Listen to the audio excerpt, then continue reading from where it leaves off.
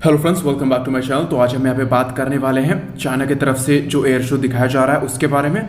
तो वहाँ पे बहुत सारे जो ड्रोन्स हैं वो शोकेस किए गए हैं, लेकिन कुछ चीज़ें जो हैं वो यहाँ पे अलग निकल के आई हैं। यानी कि अभी जो आप स्क्रीन पे देख पा रहे होंगे ये FH-97 लॉयल विंगमैन ड्रोन है। इसके अलावा एक फाइटर जेट भी निकल के आया है, उसके बारे में बात करेंगे। लेकिन ये जो लॉयल विंगमैन ड्रोन है यहाँ पे इसके साथ साथ स्वॉर्म ड्रोन्स और बाकी सारी चीज़ें भी शोकेस की गई हैं। तो यहाँ पे यूएस के क्रेटॉस QX-58 वेलकरी जो ड्रोन्स हैं, या फिर आप कह सकते हो इंडिया का जो न्यू स्पेस के जो लॉयल विंगमैन ड्रोन्स हैं, उनकी तरह से ही चाइना अपने जो ड्रोन्स हैं उनको बना रहा है। साथ में इसके साथ साथ जो स्वॉर्म ड्रोन्स हैं वो भी होने वाले हैं। इसके अलावा उन्होंने ये कहा है कि इसकी जो स्पीड है वो करीबन मैक 0.85 के आसपास हो सकती है और इसकी जो रेंज है वो 2000 नॉटिकल माइल्स के आसपास हो सकती है।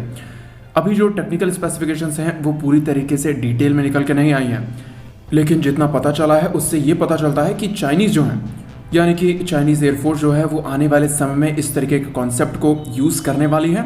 यानी कि अपनी पीपल लिबरेशन आर्मी एयरफोर्स में इन तरीके के कॉन्सेप्ट्स को यूज़ करेगी, जो कि उनके जो J-20s हैं या फिर जो उनके so called copied F-35 J-31s हैं उनके साथ यहाँ पे यूज़ किए जा सकते हैं।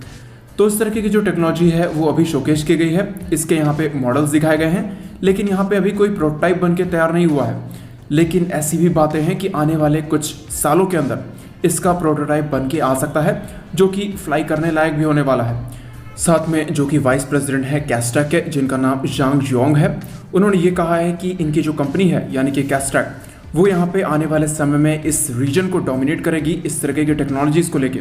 साथ में इनमें से कुछ जो ड्रोन्स होंगे वो यहाँ पे एक्सपोर्ट वर्जन्स के लिए बनाए जाएंगे।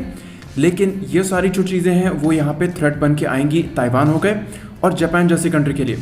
हमारे लिए भी ये थ्रेट हो सकती हैं, पर इतनी मात्रा में इन सभी चीज़ों को इंडियन बॉर्डर साइड पे यूज़ नहीं किया जा सकता है। इसके अलावा चाइना ने कुछ और ड्रोन शोकेस किए हैं, जैसे कि GJ-11, जो कि यहाँ पे आप कह सकते हो B-2 बॉम्बर हो गए या फिर घातक जैसे दिखते हैं, जहाँ पे 2 इंटरनल वेपन बे दिए गए हैं, जहाँ पे अच्छा खासा जो पेलोड है वो यहाँ पे कैरी कर सकते हैं। हालांकि इस तरीके के जो ड्रोन्स हैं वो यहाँ पे ग्राउंड अटैक्स में ज़्यादा यूज़ किए जाएंगे, तो यहाँ पे इनसे ज़्यादा खतरा नहीं है। मेन खतरा यहाँ पे उनके लॉयल विंगमैन से है, जो कि स्वॉर्म ड्रोन्स कैरी कर रहे होंगे।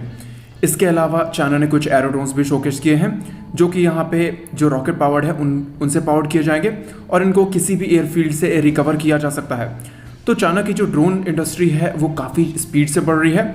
हमें भी उन्हें मैच करने के लिए एनी टाइम अपनी जो ड्रोन इंडस्ट्री है उनको यहाँ पे बूस्ट देना पड़ेगा। साथ में एंटी ड्रोन जो रेडार्स हैं, जो स्टेशंस हैं, उन पे भी पैसे खर्च करने पड़ेंगे। अब बात कर लेते हैं यहाँ पे इस डेकेड की सबसे बड़ी चोरी के बारे में। तो यहाँ पे चाइना की तरफ से आपको पता होगा कि FC-31 एक 5th जनरेशन फाइटर जेट बनाया जा रहा है, जिनको कहा जा रहा था ये F-35 जैसे दिखते हैं।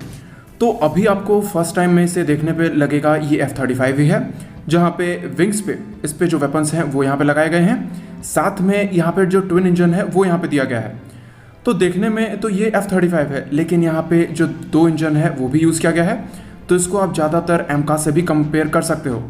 तो हो सकता है चाइना थोड़ा बहुत इंस्पायर्ड हो चुका हो एमका से, या फिर उन्होंने F-35 में ट्विन इंजन का यूज़ करने के बारे में सोचा हो।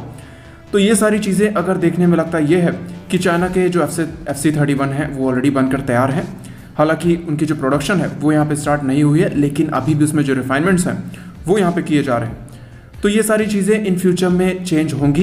इसमें जो इंटरनल वेपन बेस हैं वो थोड़े और डेप्थ में दिए गए हैं, यानी कि उनमें जो जगह है वो और दिया गया है। साथ में विंग्स पे भी वेपन्स कैरी किए जाएंगे। तो ये जो फाइटर जेट हैं ये यहाँ पे यूज़ किए जाएंगे कैरियर से, यानी कि उनके जितने भी नए कैरियर्स आने वाले हैं जो कि कैटोवार सिस्टम पावर्ड होंगे।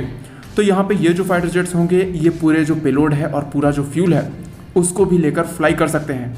और ये फाइटर जेट इन फ्यूचर में जो उनके J-15s हैं उनको यहाँ पे रिप्लेस करने वाले होंगे, जो कि Su-33 के कॉपी हैं। तो यहाँ पे DSI की बात कर लें, या फिर इसके एरोडायनामिक शेप्स की बात कर लें, या फिर इसके इलेक्ट्रो ऑप्टिकल सेंसर्स की बात कर लें, तो ये सारी चीज़ें यहाँ पे दी गई हैं। हालांकि जो इलेक्ट्रो ऑप्टिकल सेंसर है वो यहाँ पे आमका में अभी तक दिखा नहीं है, लेकिन ये देखने वाली बात होगी जब आमका निकल के आएगा तो वहाँ पे किस तरीके के जो सिस्टम्स हैं वो यहाँ पे दिए जाएंगे। साथ में अगर इलेक्ट्रो ऑप्टिकल सेंसर्स होता है तो वो यहाँ पे ज़्यादा बेहतर बात मानी जाएगी। लेकिन इन फ्यूचर में ये भी चीज़ें देखने वाली होंगी कि ये जो फाइटर जेट है ये कब तक निकल के आएगा और जितने डिज़ाइन रिफाइनमेंट्स हैं वो कब तक यहाँ पे कंप्लीट हो जाते हैं।